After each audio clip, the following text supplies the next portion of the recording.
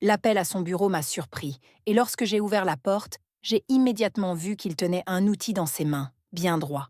Il s'identifiait profondément à certaines des histoires que j'ai entendues ici.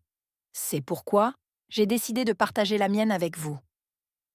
Je sais que certaines personnes ne comprendront peut-être pas tout à fait ce que je vais révéler, mais cela ne m'inquiète pas, car je crois que le fait d'exprimer ma vérité peut aider d'autres personnes à se sentir moins seules dans leur lutte personnelle. Je m'appelle Jess, et le mois dernier, j'ai eu l'occasion de fêter mon 30e anniversaire, une étape importante dans ma vie.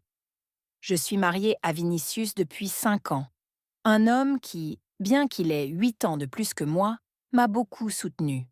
J'ai rencontré Vinicius avant de terminer mes études d'infirmière, et je peux dire en toute confiance que sans son soutien inconditionnel, je n'aurais pas pu terminer mes études ni obtenir le travail dont je rêvais. Je me souviens parfaitement qu'il a pris en charge tous mes frais d'études, en payant régulièrement chaque cours, chaque mois.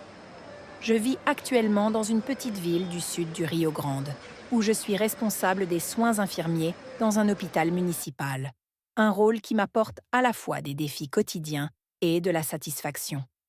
Mon mari, quant à lui, gagne sa vie en donnant des cours de musique en ligne et en personne, ce que j'adore, mais qui n'apporte pas toujours le retour financier escompté. Lorsque j'ai finalement réussi à obtenir un poste d'infirmière à l'hôpital, ma vie a changé pour le mieux, apportant une stabilité financière qui n'était auparavant qu'un rêve lointain.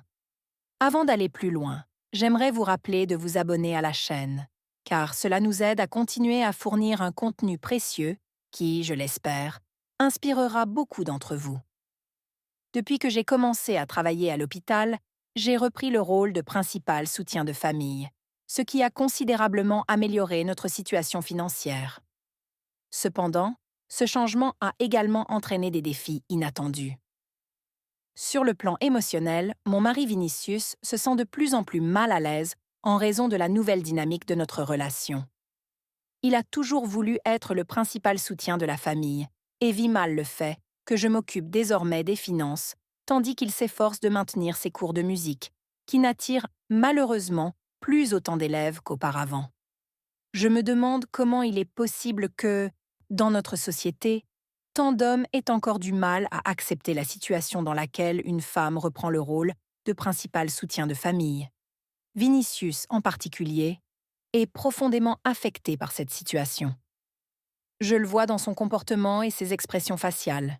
Il se sent diminué par rapport à mes réalisations professionnelles et à la position que j'occupe à l'hôpital.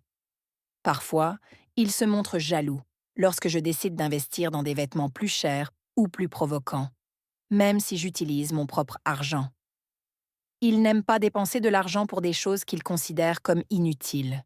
Et la jalousie est visible dans ses yeux lorsqu'il me voit habillée d'une manière qu'il n'approuve pas. Pour en arriver là où j'en suis aujourd'hui en tant que responsable des soins infirmiers, j'ai dû faire beaucoup de sacrifices et prendre de nombreuses décisions difficiles, dont certaines me font encore profondément regretter. Le chemin que j'ai parcouru a été jalonné de choix et d'actions complexes qui, lorsque j'y repense, m'amènent à me demander s'ils étaient vraiment nécessaires. Ces moments pèsent sur ma conscience, mais je comprends que, dans ce contexte, ils étaient nécessaires pour garantir la stabilité et l'avenir que nous avons aujourd'hui. Cependant, le docteur Paolo était une personne différente de toutes les autres. Il était vraiment amoureux de moi, et c'était quelque chose que je ne pouvais pas ignorer. Au fil du temps, les compliments constants et l'attention particulière qu'il me portait ont commencé à me séduire, mais j'ai toujours essayé de rester dans le droit chemin et de ne pas me laisser emporter. Le docteur Paolo n'était pas seulement un médecin, il était pratiquement le chef de l'hôpital, une personne très influente et respectée de tous. La gestion de l'hôpital reposait presque entièrement sur ses épaules et il était connu pour prendre les décisions les plus importantes. Avec une telle autorité et un tel respect concentrés en une seule personne, il était difficile de ne pas ressentir une attirance croissante pour lui. Non seulement il me faisait sentir spécial avec ses compliments, mais il avait aussi une personnalité forte et confiante qui m'attirait de plus en plus chaque jour. Un jour, alors que mon travail semblait routinier, j'ai reçu un message du docteur Polo me demandant de me rendre à son bureau, situé au dernier étage de l'hôpital. Cette demande a suscité en moi un mélange de nervosité et de curiosité, car je ne savais pas ce que j'attendais de cette rencontre.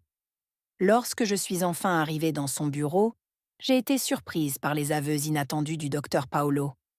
Il m'a avoué ses sentiments pour moi et m'a dit qu'il ne voulait pas être impoli ou dépasser les limites, mais qu'il ressentait quelque chose de très fort pour moi.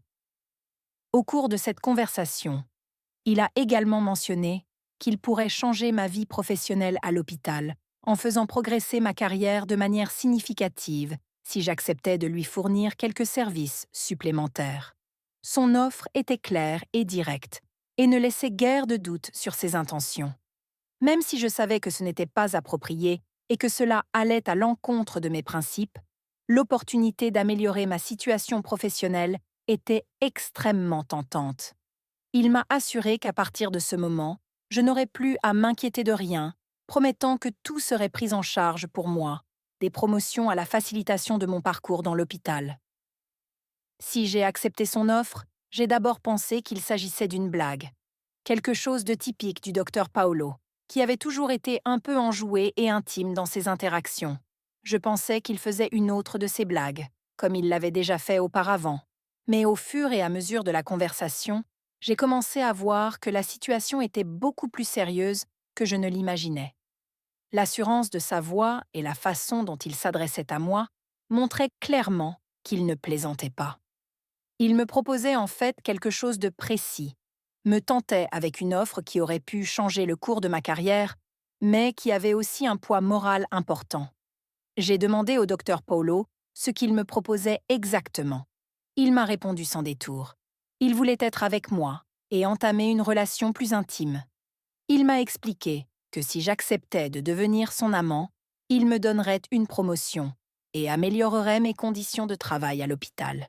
La proposition était claire, il offrait une promotion et d'autres avantages en échange d'un engagement personnel avec moi. Grâce à son pouvoir et à son influence, il pouvait m'ouvrir de nombreuses portes au sein de l'institution. Il ne s'agissait pas seulement d'une promotion à un poste plus élevé, mais d'une avancée significative dans ma carrière. Toutefois, il a clairement indiqué que c'était une condition pour que je puisse bénéficier de ces opportunités. Le docteur Paolo n'est ni laid ni vieux. En fait, il est plutôt beau.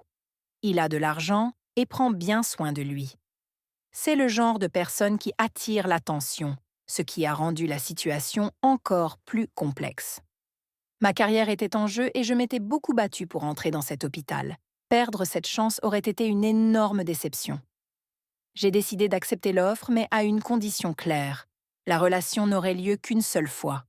Je devais être sûre qu'il n'y aurait pas d'autres obligations ou d'attentes plus profondes en retour. Il devait me promouvoir au poste de chef des soins infirmiers, ce qui était mon rêve, et pouvait transformer ma vie professionnelle. Avant d'aller plus loin, n'oubliez pas de laisser un like. Le docteur Paolo a accepté cette condition et les négociations se sont terminées par un contrat qui semblait répondre à nos attentes. Je savais que je prenais un engagement difficile, mais j'étais déterminée à ne pas sacrifier ma carrière. Une fois les conditions convenues, je n'ai pas perdu de temps. Je me suis rapprochée du docteur Paolo et, avec un mélange d'attente et de nervosité, j'ai fait comprendre que j'étais prête à remplir le contrat. Le baiser a été long et intense. Puis, nous n'avons pas pu nous empêcher de mettre nos plans à exécution, là, sur son bureau. L'énergie et la présence du docteur Paolo m'ont surpris. La rencontre a été extrêmement intense et, pour être honnête, je l'ai appréciée, même si j'avais envisagé de la répéter dans d'autres circonstances. Cependant, je savais que je devais respecter les termes de notre accord. Après cette nuit, j'ai exigé avec fermeté que le docteur Paolo respecte sa part du marché.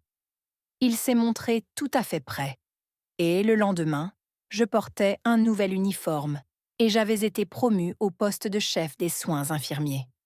Le changement a été rapide et perceptible, et j'étais ravie de mon nouveau poste.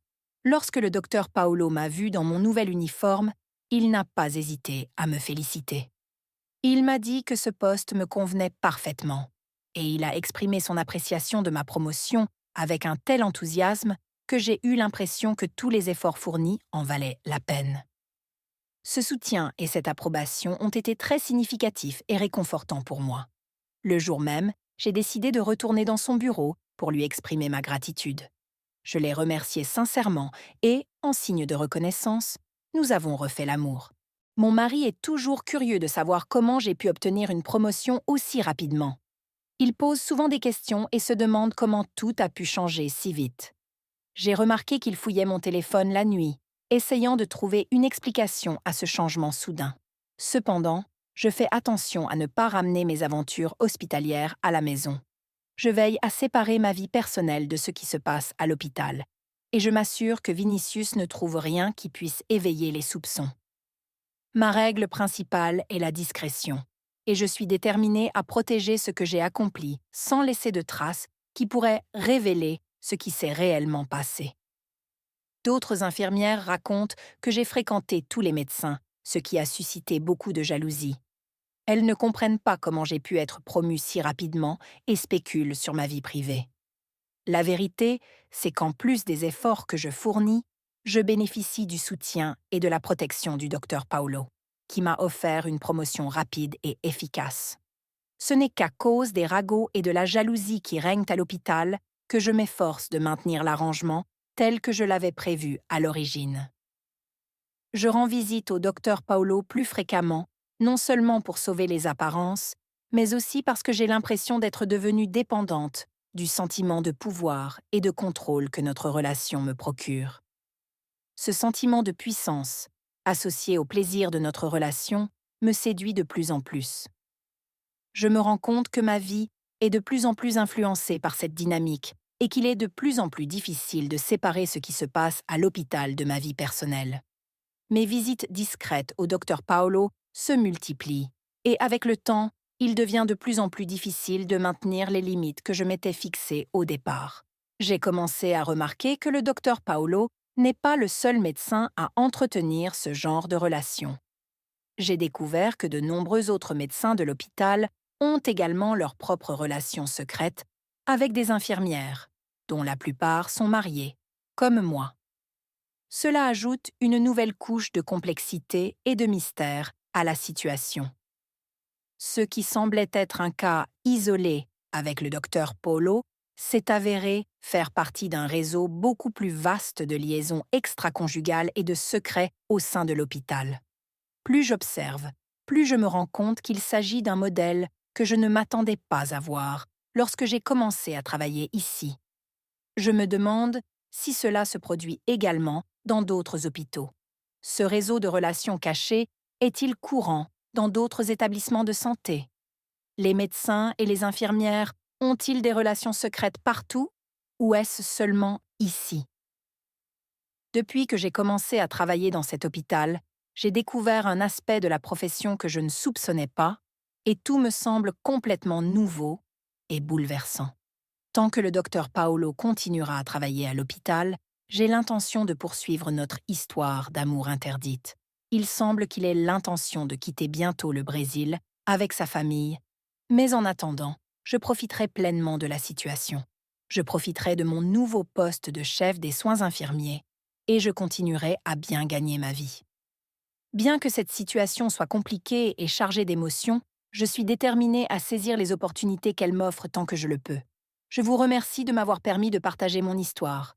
J'espère que, ce faisant, d'autres personnes confrontées à des situations similaires pourront trouver un peu de compréhension ou de perspicacité. N'hésitez pas à laisser vos commentaires et n'oubliez pas d'aimer et de vous abonner à la chaîne. À la prochaine fois.